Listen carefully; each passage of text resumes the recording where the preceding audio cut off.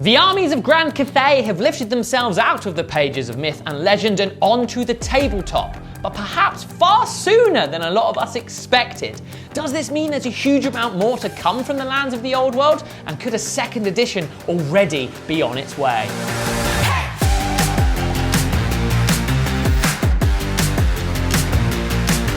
Welcome back to Tabletop Tactics. I am James Jordan, aka The Bard. Today I am joined by Mr. Lawrence Baker. There we go, he's drawn the spider's blade. Oh, it's already feeling immersive and impactful, I love it. And we're also joined by Warrior of Chaos, Lord Beard. Shout out to the Warhammer show. Yes! Yeah. Warhammer show, yeah, woo! Whoa. Woo! So speaking of Warhammer, and Warhammer Hammer. Do we get to talk about Warhammer today? We do get to talk about Warhammer today, and not any old Warhammer, the OG Warhammer in many ways. We are, of course, talking about the old world and its sort of trials and tribulations and excitement of where we are right now with old world, because Cathay are out in the wild now. Yeah. I think the pre-order's just gone up. I think, yeah, every faction's done. Yeah. Like, I think the pre-order is up and away. I think it's already like as of time of filming, the books are all sold out. You can't get Cathay for love nor money. And we like always said, as soon as all of the factions are out, we will then review.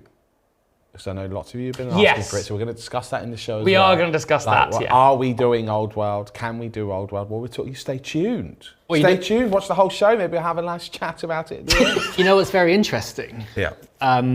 We're having this discussion quicker than I thought we would. Yes. Now, let me tell you something. You ready? I'm prepared. Right. Games Workshop have several game systems. They do. They have Warhammer 40,000, they have Old World, Heresy, Sigmar, etc., etc., etc. And all of the smaller ones. Exactly. Specialist games like Blood Bowl. Generally speaking, their editions tend to last about 3 years. Yeah, it seems that's what's happening. That's the normal cycle for their game systems. Now, Warhammer the Old World came out in January 2024. Yeah. All that time ago. Those heady days. It's now June 2025. Right. 1 year and 1/2 has passed in that time, and it seems that all of the armies have been released. Yes. So what are they going to do for the next year and a half? Yes. Because you'd think something like Cathay, right? Cathay is something people have been clamoring over for years. It was the faction that never was, right? It never materialised. And they came out of nowhere with it. Yeah. Like, Yeah. There was no leaks, no nothing. Because there was a statement that was released, I don't know, like pretty early on about, that Cathay and Kislev had been sort of shown in pictures. They had the artwork and stuff, yeah. There were no plans for any additional factions at this time. But it turns out that was obviously just a grand lie, which was really cool. Well played. And obviously, we have to potentially talk about Kislev coming. Then perhaps that's what will happen over the next year and a half. I don't know. But the fact that they just suddenly dropped that after we thought all of the armies were released, and it's like a major new range. Like, and the models, I mean, oh my goodness. Outrageous. You've done a great job. Because it's also the first... They're incredible. Because a lot of Old World has been like the traditional models with the new things added in. This is all fresh. All fresh. And it's shows something... what they can do with those new sculpts. It's like what they did with the Bretonians. It's like, if they could do that with all of the armies, oh my God. It's something else, right? But we're only a year and a half in. Yeah. This is something usually or traditionally with their game systems, a huge release like this normally happens towards like the end of an edition to like capstone it off, right? This is the new exciting thing to round us out. But now every faction's out and we have Cathay. They're here. Has this? Are we going to see more before the end of the edition, or has it all been brought forward? I have a prediction. Okay. I think it has all been brought forward because I agree. It feels like Cathay was intended to be the final part of this edition. Yeah. So we got Bretonia first, which was largely a redo of that edition. Obviously, there's the old kits as well, because there's only so much they could have done. But with Cathay being here and being brand new, it feels like that they've got the beginning and the end sorted now. Yeah. And I wonder if they have seen how, from an outsider's perspective, it looks like it's sold well. Yeah.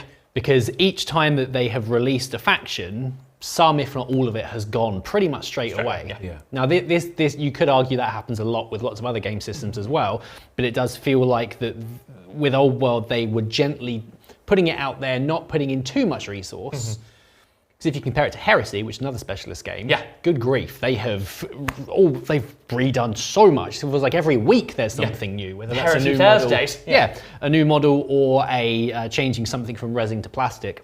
Another excellent game. Exactly. With Old World, it feels like they have been a bit more cautious with it, and they've only redone so much, and very cleverly have also made older kits available again. Yes. Imagine being a company, right? Imagine being any other company. And they're like, right, we made a product back in 1992. Let's remake it, repackage it with inflation in mind, and sell it at a higher price that came out at 92. Yeah. And we don't have to really do any work. It's genius, Yeah. isn't it? It's what a clever company. Anyway, with all of the cautiousness and then doing Cathay as the capstone, I wonder if they've thought, well, this is actually doing really well. We don't have anything else planned after Cathay, really, because in between Cathay and Bretonnia, there were very small, really, releases for the other factions. The Arcane journals weren't massively different. They weren't sort of giving you like a codex as such. It was like a few additional things that you could do with the existing rules. So I wonder if they're now going into turbo mode and bringing forward a new proper edition. Yeah, that's interesting. Well, do you actually think there's going to be like a second edition sooner than the 3-year cycle? Yeah. I like this. I think they've tested the waters. I think the waters are rich and deep. Boiling! and full of goodness. They've swilled it. They've chugged it down their throats like thirsty little goblins. And now they want more. They've realised that they've got the minerals. They want to break the dam, as it were. So I wonder if. Okay, well, I mean we should talk about this though. Oh yes. So, yeah, so good point, I think all of what you said is probably true. I do think that there probably will be this 3-year turnaround cycle. You still think they're going to go for the 3 years? I do think it will be another year and a half before we see a new edition. With what? No more releases? No, but I suspect that you might see a faction or two added in a year and a half in that time. Well, it's not very much. I have had a couple of thoughts. They came out of nowhere. The first thing I would like to talk about though is the match play guide, because this is absolutely phenomenal. Nice. You've got 6 missions in here, 6 scenarios, battle plans, that 40k could learn from this. In my humble opinion, I'm not knocking 40k. I love 40k, obviously, but what you've got in these scenarios is, despite them being competitively balanced, matched play scenarios, set up for events. This is an event pack. You can even do doubles in here. The scenarios themselves just feel like narrative wargame scenarios. Like King of the Hill, for example, you've got a hill in the middle of the battlefield, which you are fighting over. You get 100 victory points if you're holding that hill at the end of your turn. Things like this, plus they introduce secondary objectives. Things like this just are immersive. When you're fighting over a terrain feature, actual ground gained, rather than this abstract 40 mil token, which you might have to do an action on whilst the enemy's charging you down or something. It doesn't, for me at any rate, doesn't give you as much immersion. And so what they've done with this match play guide, which I think was quite interesting, because obviously this wasn't really advertised as a thing that they were going to do, as far as I could, from what I saw, is they are putting in tournament support.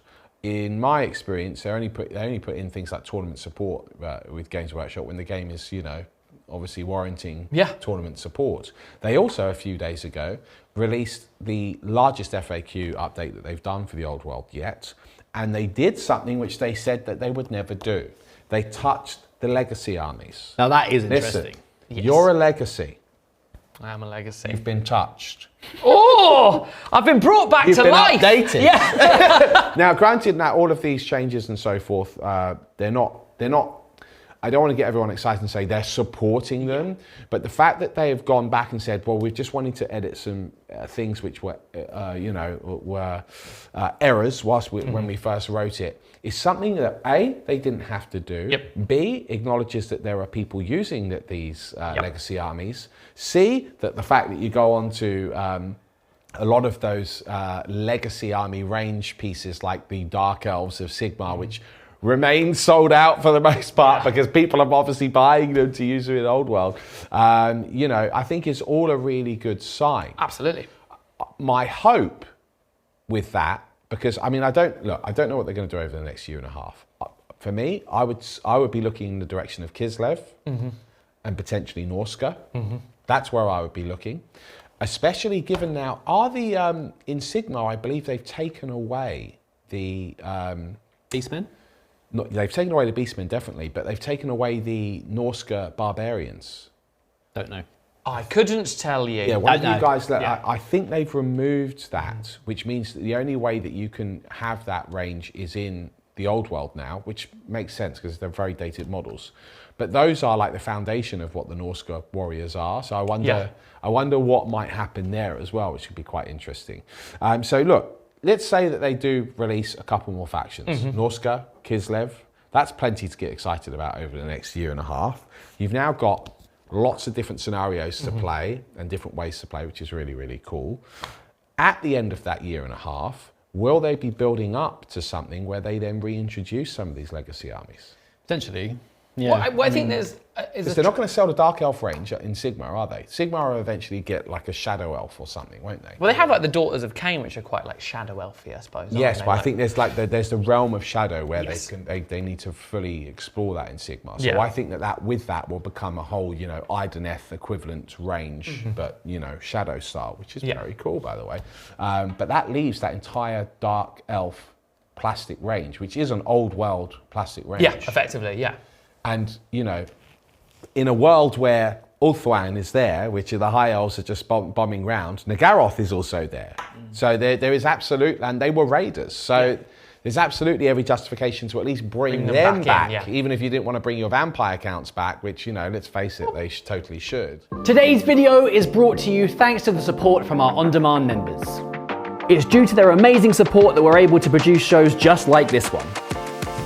As well as supporting the channel, our members get access to at least 2 additional battle reports every week, as well as full codex reviews, painting tutorials, our weekly on-demand exclusive talk show, all of our competitive 40k league games, and so much more. And we add to our library of content every single week. You can join our on-demand community today by downloading our app or heading to the website. And right now we have an introductory offer for new customers, so there's never been a better time to join on demand. Thanks for watching. Let's get back to the show. The trifecta of things that are fascinating is that when it came out, they were like, these are the factions that are going to be in it. And then everyone's like, but where are Vampire Counts, Dark Elves, where are... And then they're like, okay, we're going to reintroduce them as legacy PDFs. Yeah. Okay, well, they weren't going to exist at all. No. Now they have touched up the rules of these legacy PDFs. Yes.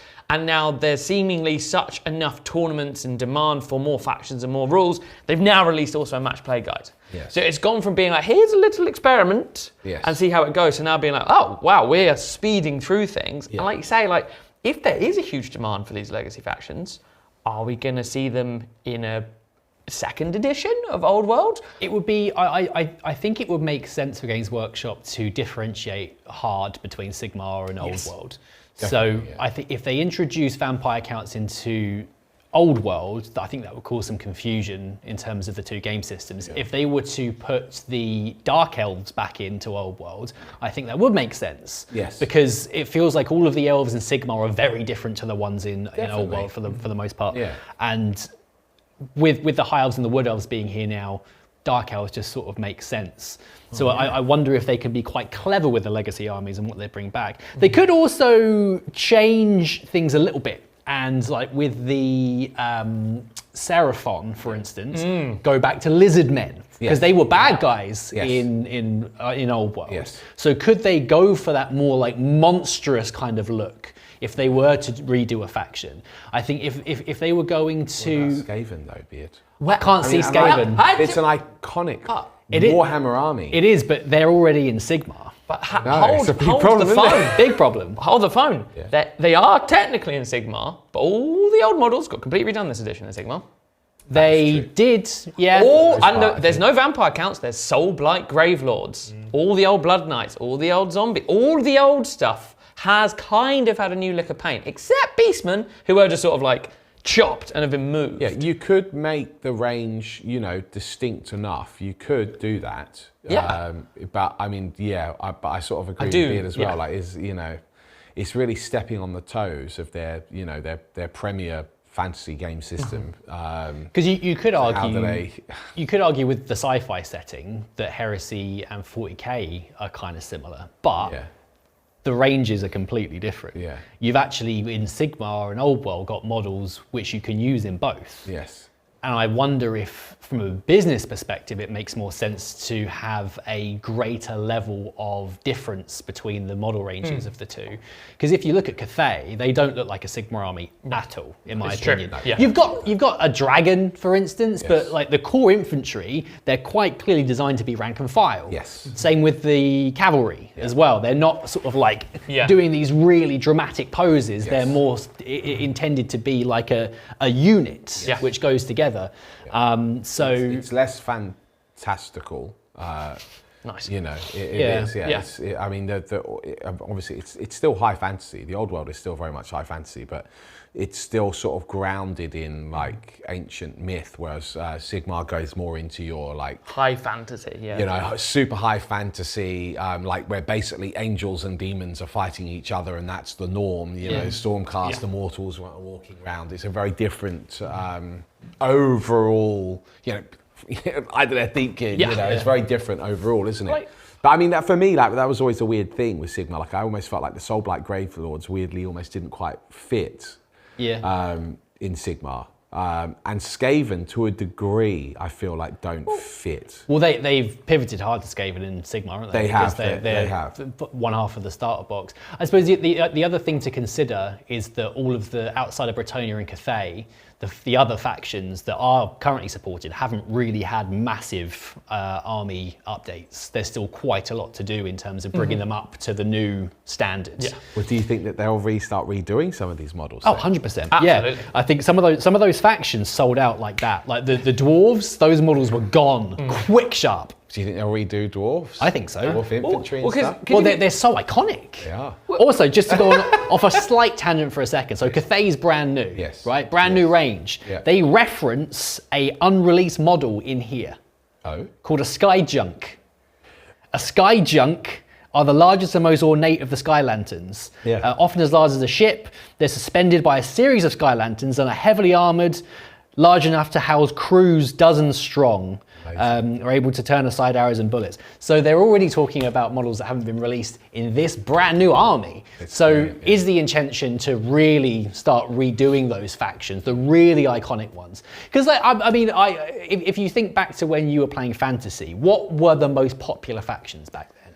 High elves were always popular. Dwarves, ultra popular. Dark elves had their time. Not as popular as high elves, but definitely up there. Empire was one of those weird armies where people did like the Empire, but you didn't see as much of it because I feel like they were the people that might want to play Empire just ended up playing Bretonnians. Yes. Does that make sense? Yeah. Bretonnians, of course, were always popular. It's an iconic thing. I also think Empire fell into that trap a bit like Harlequins do, where it can be a bit intimidating to paint. Yes. Because if you're going for all of the pantaloon wearing, large all the banners, thing, it can become. But I mean, again, when it's done well, it's like, God, that army's gorgeous. But think about it this way: if they were to redo some of those really iconic Empire units, imagine a new steam tank. Yeah. I mean, how well would that be? Steam Lowback guy, the new plastic Knights Panther fella, they released for the Empire Mount. Incredible. Oh my goodness! Incredible. Yeah. Well, look, I mean, look, a new knight set, a new foot knight set for Empire, even just new handgunners. Knights. There's a lot. I mean... Well, it's worth bearing in mind. I know it seems strange to think of like, they probably do want to separate Skaven and Soulblight Gravelords, or Vampire Count, from Sigmar. But if you think about it, Demigryphs, the Greywater Fastness, which were like the gyrocopters and all the gun-wielding dwarves, all of the Empire Man stuff was in Cities of Sigmar, which then got a whole new range refresh before Old World. And I do feel like as soon as an army is like refreshed, like the new elves, what are they called in Sigmar? The effectively the high elves. Oh, they're called something different with the big cow the monster. Lumineth. The Lumineth Realm Lords. Yeah. They got redone, and then High Elves made their way into Old World. Orcs have an entire different range of Sigmar. That's a really good point. And they're all in Old World. Look, the Lumineth exists, and the High Elves exist. Just before the Orcs and Goblins came out for Old World, the Orc War Clans got new Ard Boys, which used to be the old Black Orcs from Old World. Yeah. So I almost feel like there definitely is this ideology of once they're refreshed aesthetically, they are then free to be almost let loose back in their original format. Yeah. Because then from Games Workshop's perspective, you can imagine like, cool, we have Sigmar Orcs and we have Old World Orcs, and they are distinct visually. The Goblins have been redone this edition for Sigmar with all the Wolf Riders and stuff. Like, I can genuinely see a world where we could have the old Blood Knights back in Old World, the old skeletons, all the like death rattle stuff, because they're being redone for Soulblight, all the new ones. I think if they did bring those, I mean, this is all just hearsay. Isn't it? But, I mean, if they did bring those legacy factions back, I think also like bringing Skaven back. You know, I think iconic. Well, it is iconic because they were also popular. They're perfect rank and file. Yeah, and they hold up pretty well. There's There's a lot of plastic. Major video games based around them in the Old World. Yeah, sort of. Yeah. I for me at this stage, I mean, we've said this in previous videos, so I don't want to just sort of beat the dead horse, but it does feel like them returning with them is inevitable because, like, they know that people are actively playing them. Mm-hmm.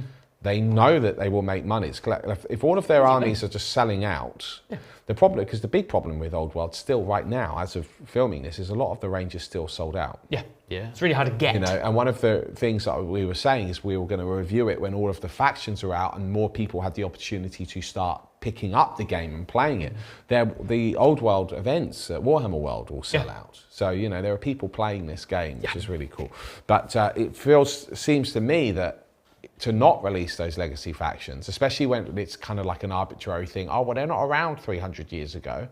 Well, I think it seems a bit meh. They are though, aren't they? Could, yeah.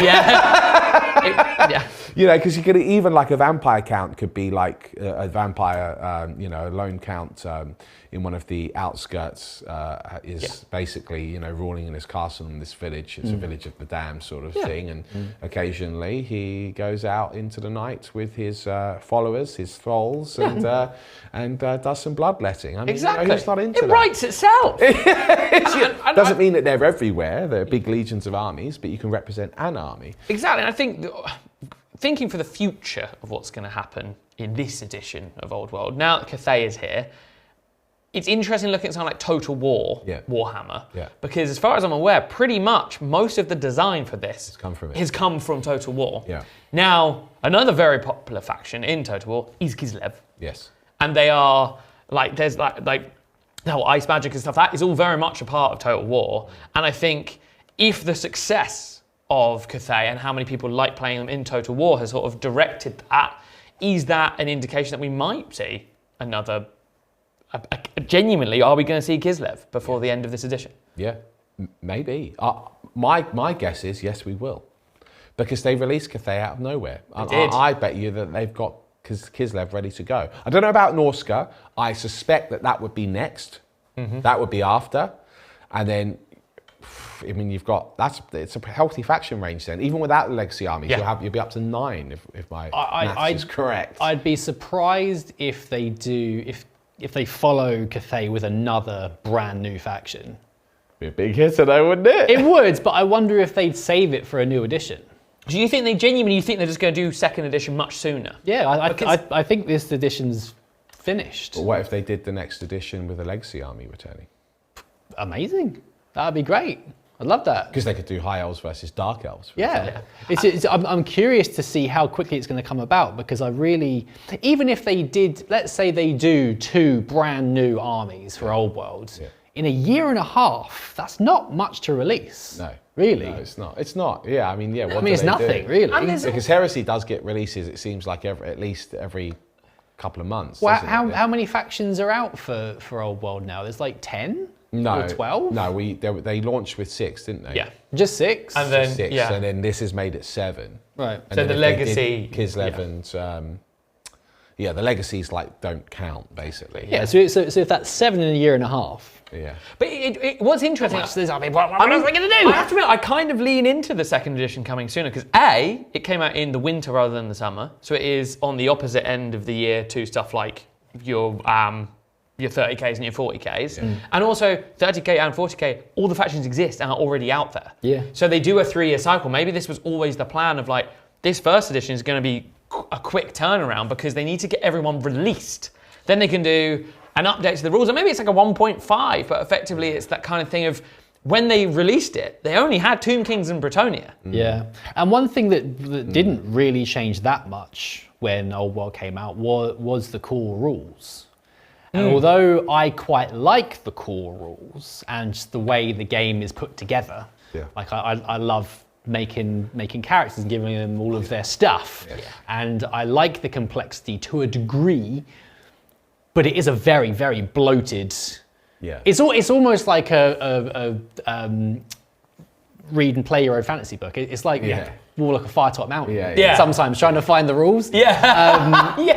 So if they were to focus on making the game more streamlined, and still have like the great complexity because it's very popular. Because you got to be so careful. Just easier to navigate around the book, or do a digital companion to it. The what's it called? The Old World Builder. Website / it's so good. It's brilliant. You make your list, and every single keyword is tappable, and you can see what the rule means. Yeah, which makes it much easier. It's perfect because I love how deep and thick the game is.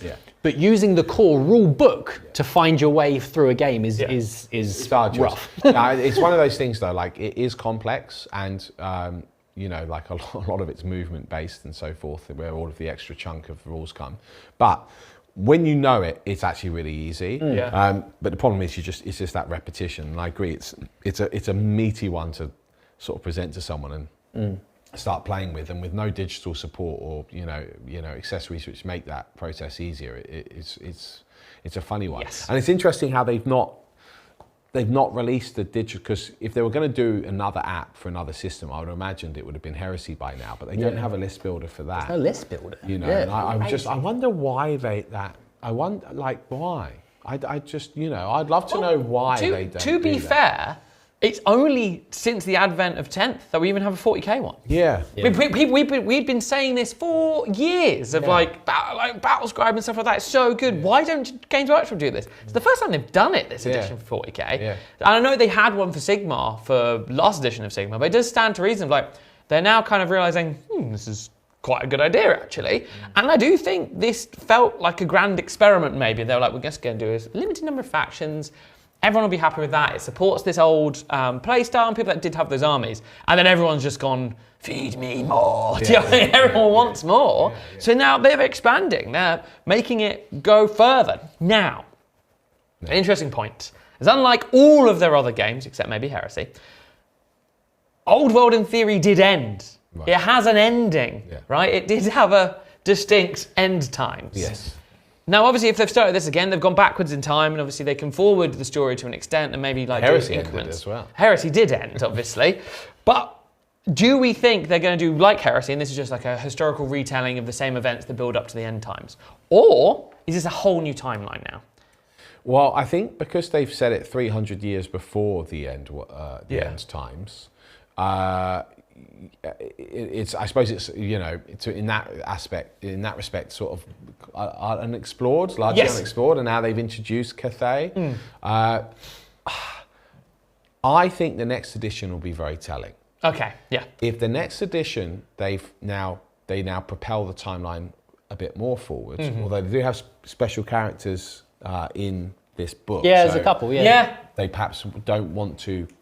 Because they're not immortal. Yeah, exactly. Yeah, I can see I'm 400 years old. Yes, I don't, unless they have some sort of magic which enables them to be long-lived. Miao Ying, the Storm Dragon. Well, they either will bring the timeline forward, and they could set it up to be like an alternate timeline. Yes. Where the end times doesn't end Yeah. in this version of the old world. So that way that they could persist and keep going. They could do that. You can also get around this really easy and just be like, it's another dimension. But yeah, that's my point. Magic. It's just an alternate. Yeah. It's just an alternate old world. Easy. Exactly. Different timeline. Easy peasy, right? It's, But I mean, I think regardless, even if the thing is, they've got a sandbox now. Yeah. They don't even really need to accelerate the timeline. And I think everyone's like, you've got to bang on, you've got to push the timeline on. Well, the Heresy doesn't require that, and people still play it and enjoy it. So Exactly. I don't think you need to have to necessarily do that with this either. I love it. Yeah. I love it. It's I mean, cool. I think we all are very passionate about Old World and we love Old World. Yeah. And I certainly have a thoroughly enjoyable time playing Old World. And I think, as you alluded to earlier, it's obviously something we're always keen on trying to return to, right? Yes. So for you Old World fans, it is something we're not just like ignoring it entirely. We want to do it. Well, now that it is all out, like we've still wanted to do it the whole time. Yeah. And we only stopped doing it because we covered Sigmar for a bit, which we said we were going to do. We're in a situation now where we've got quite a few armies for Old World, which is really cool. We'd love to get painting on the new Cathay army, and we'd love to use this match play guide as well as we did a one-off with the White Dwarf scenario recently as well. That's great fun. That's gone down really well, and you can do things like that with Old World. But in order to support it, weekly or bi-weekly, it's just right now, it's just like a resource issue. It's not, we want to do it, but basically I've sort of worked out what we'd really like to do is cover Heresy and Old World. We'd love to do both. We'd love to do both, wouldn't we? But I think what we need is like a whole new staff member. It would be a whole new world, a whole new vista. A whole extra person. To support that, which is obviously, quite expensive really. And then of course you need all of the armies for Heresy. At least we've got a foundation with Old World. But we're exploring options. We're seeing how we can maybe make something happen in the future. So watch this space. We're actively working on it. Yeah, and hence that when we did that little White Dwarf scenario, it is something we are passionate about. And when we can, we can squeeze it in. We're like, yes, let's do it. So watch this space on the Old World stuff, I think. But yeah, I love it. I think Old World's great. And it also, what is amazing is it seems like it's a super exciting time to be an Old World fan. Yeah. Yeah, I wonder if Games Workshop are looking at their new product and thinking it seems quite popular. Yeah. How can we manage our resource to move it forward as well? And that's what it comes down to, is it's a resource thing. This company, Games Workshop, they pump out so much stuff. Yeah. Almost every week they're doing a new product, which is very unusual. Outrageous, Yeah, really. it's crazy To do. And the team at Games Workshop isn't that big, really. So the fact they're able to do what they're able to do is amazing. And I suppose they also need to figure out for how long they're able to use their old tooling systems to do the old metal stuff and this crazy mismatch range, which people do seem to love. Yeah. I think they've got some stuff to work out in terms of production, but I do wonder if they see it as a success and how they can start supporting it more. Yeah, I think in the next 5 years, everything, all new, Old World, all of it redone. I suspect that may largely be true, because I think it's doing quite well for them. Yeah, it's very exciting. New Old World. You can teach an old world new tricks. On that bombshell, that is all we have time for. But thank you very much for joining us, and thank you, gentlemen, for joining me. Until next time, I've been James Jordan, aka The Bard. I'm joined by Lawrence Baker with the Swords of the Spider, and Warrior of Chaos, Lord Beard. There we go. We have been Tabletop Tactics, and we'll see you guys on the next one. Bye-bye.